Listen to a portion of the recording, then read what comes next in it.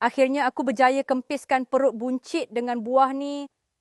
Serius weh, dulu aku malu gila tengok cermin.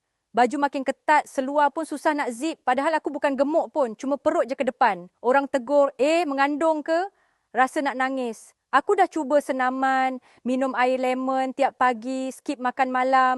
Tapi perut tetap keras dan penuh angin. Sampai satu hari aku terbaca pasal jus golich, jus herba semula jadi dari batang mimpi, temulawak, kunyit dan herba lain. Herba ni bantu bersihkan usus, buang najis lama, redakan asid dan bantu lawaskan pencernaan. Lepas seminggu amal, perut aku dah mula lembut. Buang pun senang, rasa ringan bila bangun pagi.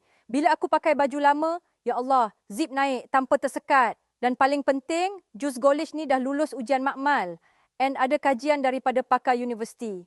Aku tak risau nak amal hari-hari sebab memang selamat. Sekarang badan rasa ringan, perut makin kempis. Dan keyakinan pun datang balik.